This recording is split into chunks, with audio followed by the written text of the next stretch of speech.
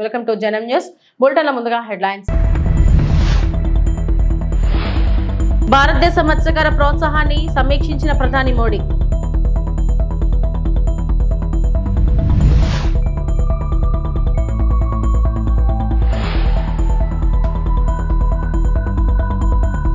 అమ్మనబ్రోలలో ఇటీవల హత్యకు గురైన వీరయ్య చౌదరి కుటుంబ సభ్యులను పరామర్శించిన మంత్రి నారా లోకేష్.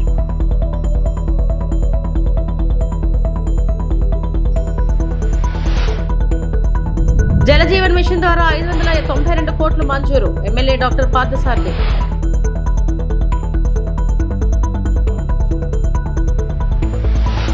ప్రధానమంత్రి నరేంద్ర మోడీ అధ్యక్షత వహించిన ఉన్నత స్థాయి సమావేశం భారతదేశ మత్స్యరంగ పురోగతి మరియు భవిష్యత్ రోడ్ మ్యాప్ ను సమీక్షించింది. Deep sea fishing, blue economy మరియు సీ ఫుడ్ ఎగుమతులను పెంచడంపై ప్రత్యేక దృష్టి సారించారు. మౌలిక సదుపాయాలను ఆధునీకరించడం, తీర ప్రాంత సమాజాలకు సాధికారత కల్పించడం మరియు భారతదేశాన్ని సముద్ర ఆహార ఎగుమతి శక్తి కేంద్రంగా మార్చడానికి ప్రపంచ మార్కెట్లను ఉపయోగించడం వంటి కీలక చర్చలు జరిగాయి. ఈ చొరవ ఆత్మ నిర్భర్ భారత దార్శనికత మరియు బ్లూ ఎకానమీలో భారతదేశం యొక్క పెరుగుతున్న పాత్రకు అనుగుణంగా ఉంటుంది.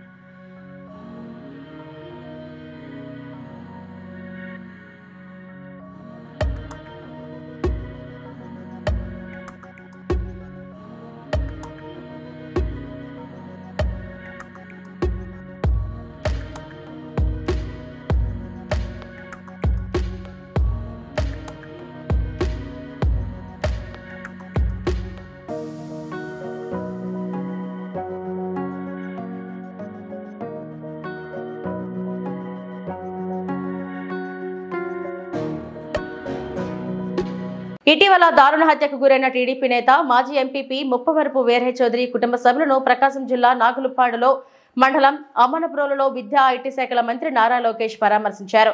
వీరయ్య చౌదరి చిత్రపటానికి పూలమాల వేసి నివాళులు అర్పించారు. వీరయ్య చౌదరితో తనకున్న అనుబంధాన్ని లోకేష్ గుర్తు చేసుకున్నారు.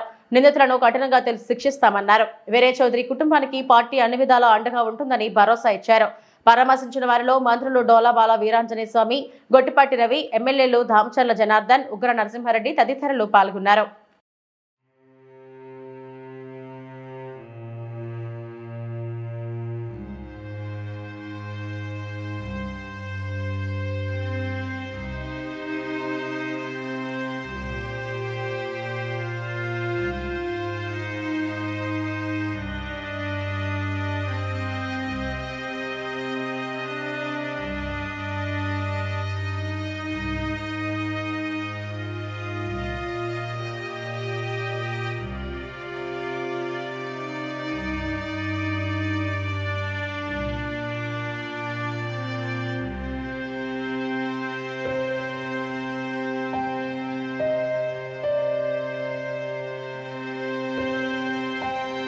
జలజీవన్ మిషన్ ద్వారా 592 కోట్ల మంజూరు. కర్నూలు జిల్లా ఆదోని నియోజకవర్గంలో ఇవాళ ఎమ్మెల్యే డాక్టర్ పార్థసారథి మాట్లాడుతూ రాష్ట్రంలో 40 రిజర్వాయర్ నీళ్లు సంబంధించిన ప్రతిపాదనలు కేంద్రానికి సిఫార్సు చేయగా అందులో 8 మాత్రమే మంజూరయ్యాయి.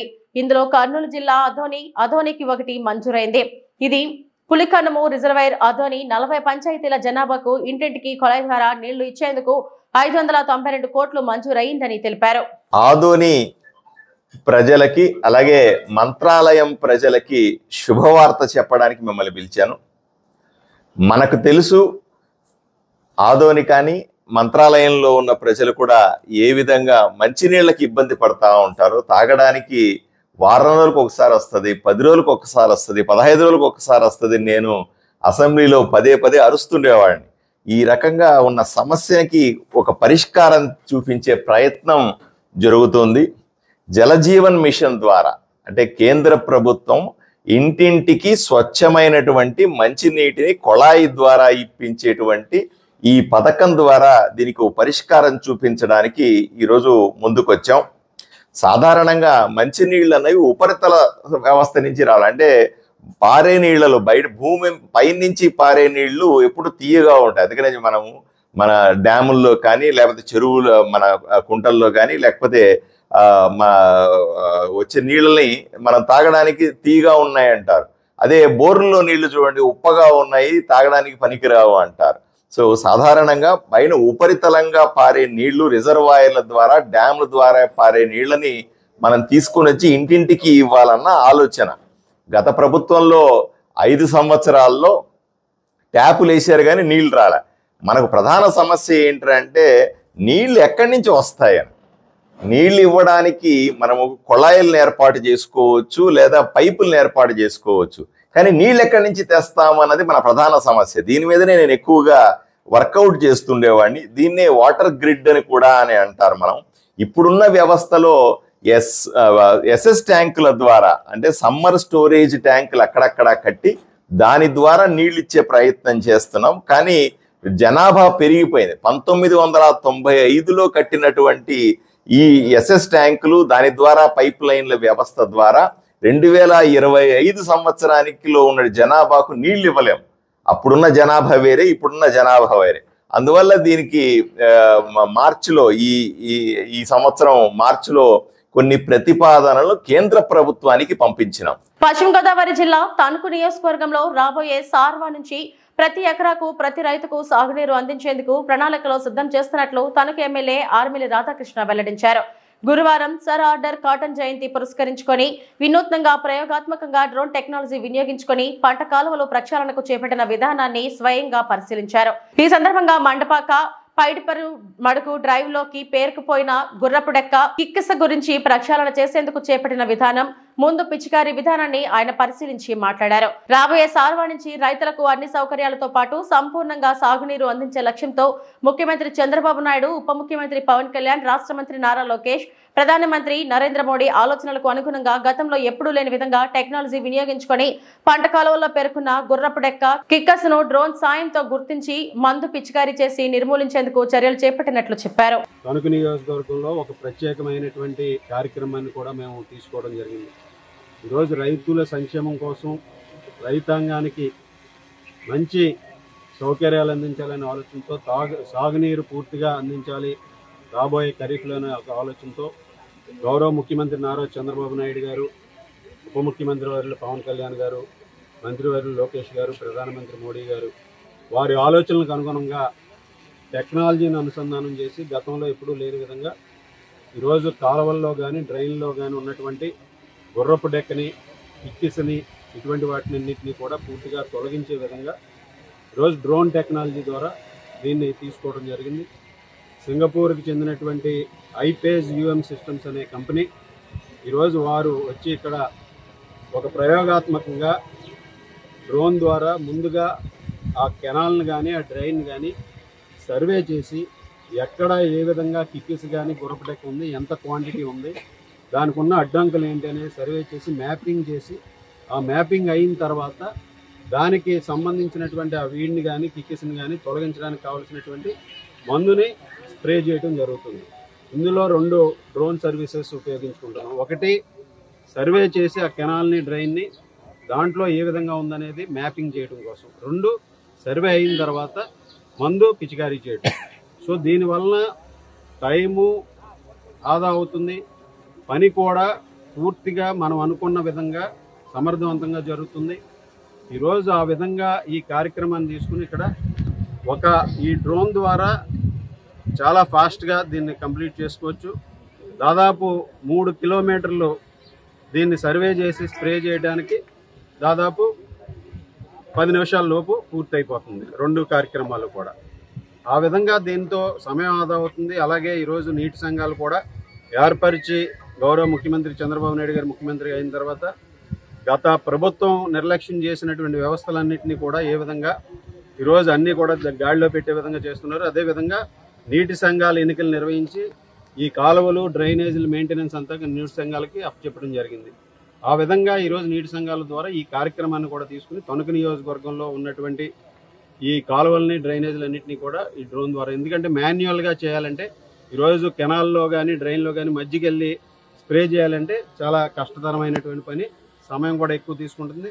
దీని ద్వారా ప్రతి కార్నర్లోనూ కూడా దాదాపు 90% వరకు కూడా మనం రీచ్ అయ్యి దాన్ని ఎరాడికేట్ చేసే విధంగా చేసే అవకాశం ఉంది కనుక అనకాపల్లి మహిళా పోలీస్ స్టేషన్ లో నూతన ఫ్యామిలీ కౌన్సిలింగ్ సెంటర్లు ప్రారంభించిన జిల్లా ఎస్పీ తుహిన్ సిన్హా.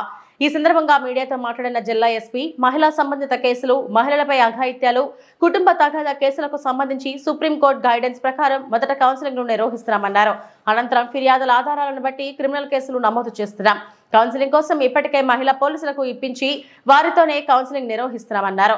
రాష్ట్ర ప్రభుత్వం ప్రారంభించిన శక్తి యాప్ పై అవగాహన కల్పించి మహిళలందరూ శక్తి యాప్ రిజిస్ట్రేషన్ చేసుకునేలా అవగాహన కల్పిస్తున్నామన్నారు. ఎక్కడైనా ఎవరైనా మహిళలపై అఘాయిత్యాలు జరిగితే శక్తి యాప్ ద్వారా ఎన్ఓఎస్ కాల్ చేస్తే కంట్రోల్ రూమ్ కు వచ్చిన సమాచారంతో తక్షణం సంఘటన స్థలానికి సిబ్బంది చేరుకొని మహిళలను రక్షించే ఏర్పాట్లు చేశామన్నారు. ఇప్పటికే అనకాపల్లి జిల్లా వ్యాప్తంగా 39 శక్తి టీంలు ఏర్పాటు చేశాం. నిత్యం స్కూల్స్, కాలేజీలు, బస్టాండ్ వద్ద ఉండే విద్యార్థినులు మహిళలతో మాట్లాడి వాళ్ళు ఏమైనా ఈటీజింగ్, వేధింపులు లాంటివి ఎదుర్కొంటున్నారేమో అని ఆరా తీస్తున్నారు. ఇప్పటికే మహిళా చట్టాలపై మొదటి విడతగా జిల్లాలో చాలా వరకు గ్రామాల్లో అవగాహన కార్యక్రమాలు చేపట్టామన్నారు. ఈరోజు మహిళా పోలీస్ స్టేషన్లో ఇది మహిళా కౌన్సిలింగ్ సెంటర్ రెనోవేషన్ చేసి ఈరోజు ఇనాగ్రేషన్ చేయడం జరిగింది. For that thank CI women police station Chandrashekar, DSP women police station Srinivasulu గారు for their commitment in renovating the women counselling centre. ముఖ్యంగా ఉద్దేశం ఏమంటే మన అన్ని women related cases, crime against women 498A domestic harassment కేసెస్కి సుప్రీంకోర్టు గైడ్లైన్స్ ప్రకారం first కౌన్సిలింగ్కి పంపిస్తున్నాము for giving them a chance of reconciliation. దీనికి సంబంధించి ఇది అన్ని cases, at least nearby cases మన మహిళా పోలీస్ స్టేషన్కి రెఫర్ చేసుకుంటున్నాము. అండ్ మహిళా పోలీస్ స్టేషన్లో మన ఆఫీసర్స్ అండ్ కౌన్సిలర్స్తో పాటు ఈ husband, wife, family members, village elders అందరూ సమక్షంలోనే ఇది కౌన్సిలింగ్ జరుగుతూ ఉంది. ఇది డేటా చూసుకుంటే 2024లో టోటల్ 667 పెటిషన్స్ మనకి రిసీవ్ అయింది. అందులో 2064 రౌండ్స్ ఆఫ్ కౌన్సిలింగ్ మన మహిళా పోలీస్ స్టేషన్లోనే చేయడం జరిగింది. అందులో సక్సెస్ఫుల్గానే 547 కపుల్స్కి రికన్సిలియేషన్ కూడా చేయడం జరిగింది. That is the success of మహిళా పోలీస్ స్టేషన్. ఇంకా 2025లో ఇంకా మనం అన్ని కేసెస్ విదౌట్ ఎక్సెప్షన్స్ మహిళా పోలీస్ స్టేషన్ కౌన్సిలింగ్ కోసం పంపిస్తున్నాము. ఇప్పుడు వరకు 227 పెటిషన్స్ మనకి రిసీవ్ అయింది. ఇందులో 837 కౌన్సిలింగ్ సెషన్స్ కండక్ట్ చేయడం జరిగింది by our officers, women officers as well as counsellors. ఇందులో 172 కపుల్స్కి రికన్సిలియేషన్ చేయడం జరిగింది and now they are living happily. ఇంకా లోకల్ పోలీస్ స్టేషన్స్ ద్వారా మన ఇది కూడా ఇన్స్ట్రక్షన్స్ ఇవ్వడం జరిగింది. ఈ కౌన్సిలింగ్ అయిపోయిన తర్వాత వాళ్ళు హౌసెస్లో రెగ్యులర్గానే విజిట్ చేసి ఒకసారి వెరిఫై చేసుకుంటారు అంత బాగానే ఉందా లేదా, ఉమెన్తో మాట్లాడమని చెప్తున్నాము. దాని మీద కూడా మనం కంప్లయన్స్ రిపోర్ట్ తీసుకుంటున్నాము. ఏదైనా ఇష్యూస్ ఉంటే మళ్ళీ మనం కౌన్సిలింగ్ పెట్టిస్తాము, లేకపోతే ఫర్దర్ క్రిమినల్ యాక్షన్ కూడా తీసుకోవడం జరుగుతుంది. ఏపీలో గంజాయి, మాదక ద్రవ్యాల నియంత్రణకు ప్రభుత్వం ఎన్ని రకాల చర్యలు తీసుకుంటున్నప్పటికీ గంజాయి అక్రమ రవాణా యథేచ్ఛగా కొనసాగుతుంది. తాజాగా అనకాపల్లి జిల్లా నక్కపల్లి మండలం వేంపాడు టోల్ ప్లాజా వద్ద 2 వ్యక్తులు గంజాయితో పోలీసులకు పట్టుబడ్డారు. నక్కపల్లి పోలీస్ సిబ్బంది వేంపాడు టోల్ ప్లాజా వద్ద వాహన తనిఖీలు చేస్తుండగా వారిని చూసి పరారయ్యేందుకు యత్నించిన 2 వ్యక్తులను అదుపులోకి తీసుకున్నారు. వారి వద్దనున్న 2 బ్యాగులను తనిఖీ చేసి 12 కేజీల గంజాయి స్వాధీనం చేసుకున్నారు. నిందితులను అరెస్టు చేసి రిమాండ్కు తరలిస్తున్నట్లు నక్కపల్లి ఇన్స్పెక్టర్ కుమారస్వామి మీడియాకు వెల్లడించారు.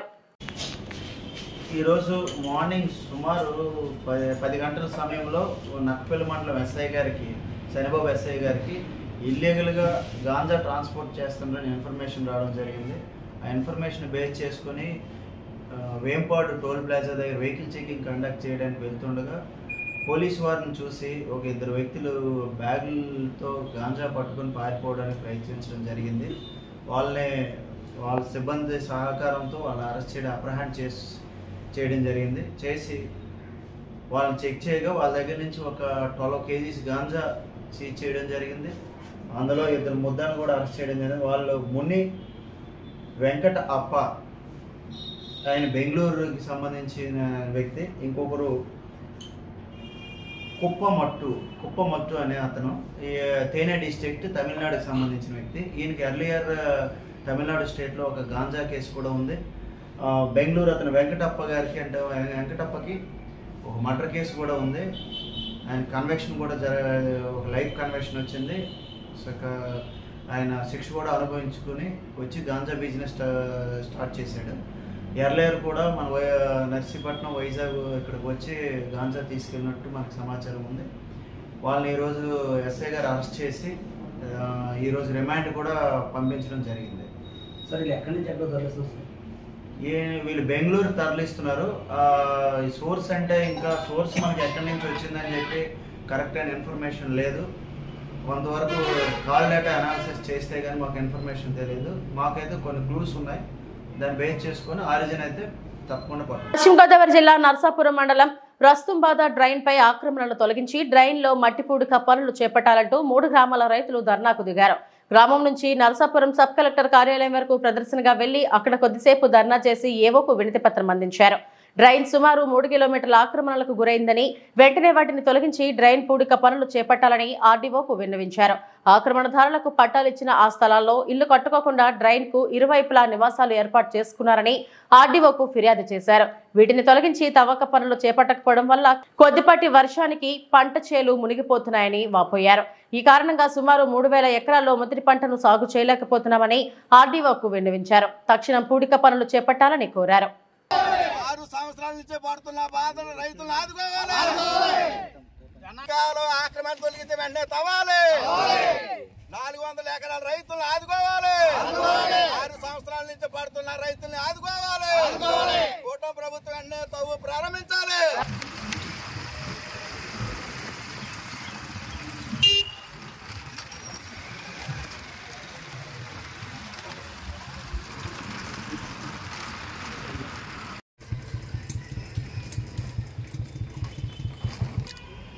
నమస్కారం అండి. కూటమి ప్రభుత్వానికి అలాగే నాయకులకు కూడా నమస్కారాలండి. రుస్తుంబాద మురుగు కాలువ ఆక్రమణ గురి అవటం వల్ల ముప్పుకు గురయ్యి సుమారు 6 సంవత్సరాల నుంచి ఇక్కడ సార్వా కానీ దాల్వా కానీ ఓర్చట్లేదు. సుమారు 400 ఎకరాలు గతంలో నుంచి కూడా ఎన్నోసార్లు నాయకులు కానీ అధికారులు కానీ ఇవ్వడం జరిగింది. కానీ పట్టించుకునేవారు ఎవరు లేరు. ఇప్పుడైనా కూటమి ప్రభుత్వం వచ్చింది, మాకు న్యాయం జరుగుతుందని ఎంతో ఆశతోటి ఎదురు చూస్తున్నాం రైతులందరూ కూడా. మరి వెంటనే ఈ యొక్క ఆక్రమణ తొలగించి మురుగు కాలువ పూర్తి స్థాయిలో తవ్వించి ఇక్కడ 400 ఎకరాల రైతుల్ని కూడా ఆదుకోవాల్సిందిగా కోరుతున్నాం. సుమారు 6 సంవత్సరాల నుంచి ఈ యొక్క రైతులందరూ కూడా సార్వదాల ఓడ్చుకుండగా ఈ ముప్పుకు గురి అవటం వల్ల చాలా ఇబ్బందులు పడుతున్నారు ఉండి మరి అందరూ కూడా కూటమి ప్రభుత్వం అలాగే అధికారులు అలాగే నాయకులు కూడా మరి ఈ యొక్క ఆక్రమణ తొలగించి పూర్తి స్థాయిలో ఈ మురికాలు తవ్వాలని కోరుకుంటున్నామండి. కూటమి ప్రభుత్వం బీజేపీ, తెలుగుదేశం, జనసేన పార్టీ వారికి వినిపించేది ఏంటంటే 400 ఎకరాల్లో రైతులు 6 సంవత్సరాల నుంచి ఏకతాటిగా సార్వాదాలో ఊడిసి పెట్టుబడి కూడా రాని పరిస్థితిలో ఉన్నారు. దీన్ని గవర్నమెంట్ ఆదుకుని వెంటనే తవ్వించి మన థామస్ బ్రిడ్జి కానించి అటు మగ వరకు మురుగు కాలువలు తవ్వించిన వెంటనే వాళ్ళని తొలగించాలని కోరుతున్నాం. రైతులు పండించిన పంటను పూర్తిగా కొనుగోలు చేయాల్సిన ప్రభుత్వం టార్గెట్లు పెట్టి మిగతా ధాన్యాన్ని కొనుగోలు చేయకపోవడం ఏమిటని రైతులు రోడ్డెక్కారు. కూటమి ప్రభుత్వానికి వ్యతిరేకంగా నినాదాలు చేస్తూ రైతులు న్యాయం చేయాలని డిమాండ్ చేశారు. డాక్టర్ బిఆర్ అంబేద్కర్ కోనసీమ జిల్లా ఐనివిలి మండలం ముక్తేశ్వరం సెంటర్లో గురువారం ధాన్యం లోడు ట్రాక్టర్లతో రైతులు ధర్నా చేశారు.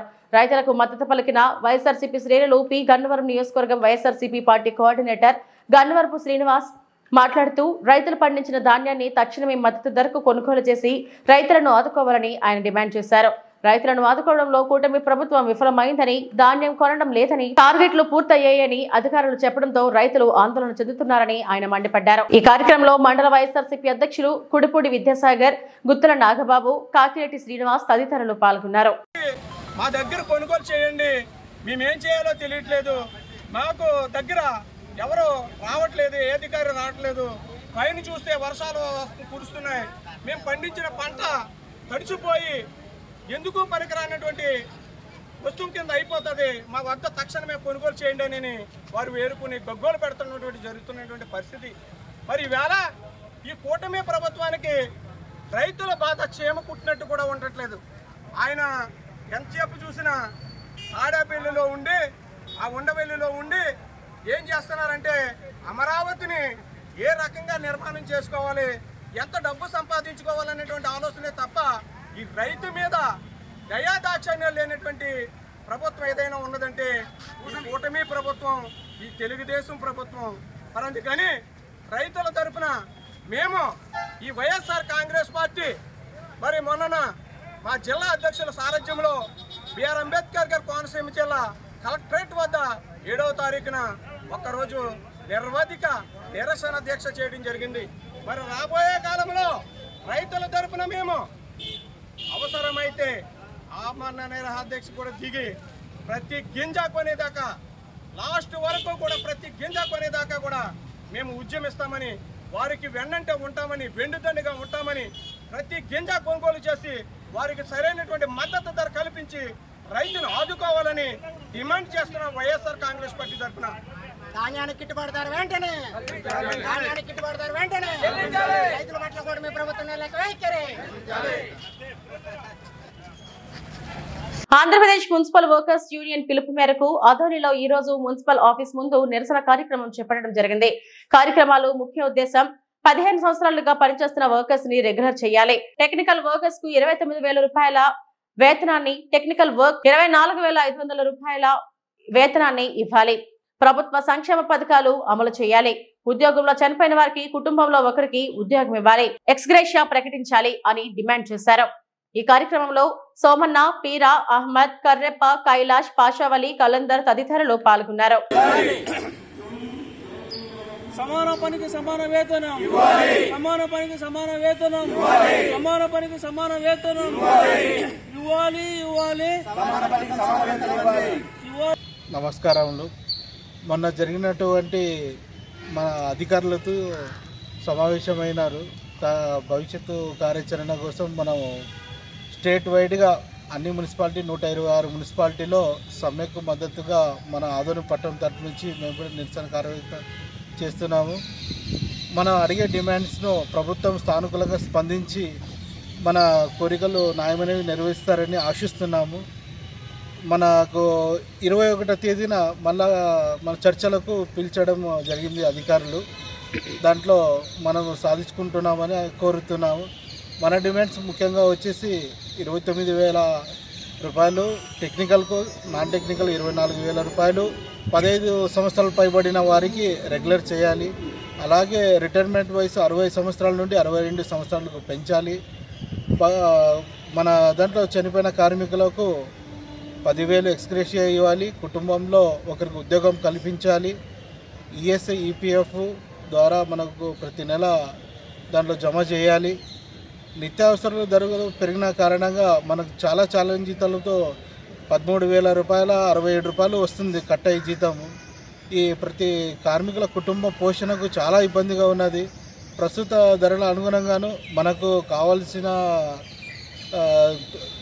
ప్రతిరోజు పాలు కానీ, పండ్లు కానీ, తినడానికి నిత్యావసరాలు కానీ ధరలు చూస్తే ఆకాశానికి ఉన్నాయి.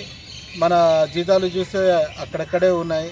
దయచేసి ఇవన్నీ పరిశీలించి కమిటీ ఏర్పరిచారు స్టేట్ గవర్నమెంట్ నుంచి 9 మందిని. వారు మా కార్మికులకు అర్థం చేసుకొని మా కుటుంబాలకు మా భవిష్యత్తు తరాలు పిల్లలకు చదివించుకోవడానికి కూడా చాలా ఇబ్బందిగా ఉంది. మనకు సంక్షేమ పథకాల ద్వారా పిల్లలకు తల్లి వందనం కానీ, ఇంకా వచ్చే సంక్షేమ పథకాలు అన్నీ మనకు రేషన్ కార్డు కానీ అన్నీ అందిస్తే మనకు కూడా కుటుంబంలో చాలా ఇప్పుడు తల్లికి పింఛన్ లేదు అంటే ఎంత బాధ అవుతుంది చెప్పండి. వచ్చే మాకు 13,000 రూపాయల్లో తల్లికి పింఛన్ లేదు కట్ చేసేస్తున్నారు. ఎందుకంటే మా గవర్నమెంట్ ఎంప్లాయీస్ అని చూపిస్తున్నారు. అయ్యా మా గవర్నమెంట్ ఎంప్లాయీస్ ఉంటే సమాన పనికి సమాన వేతనం రెగ్యులర్ ఎంప్లాయీస్కి ఎట్లు ఇస్తున్నారు? వాళ్ళకన్నా ఎక్కువనే పని చేస్తున్నాము. అయినా వాళ్ళు కించపరచడం లేక రెగ్యులర్ ఎంప్లాయీస్కు.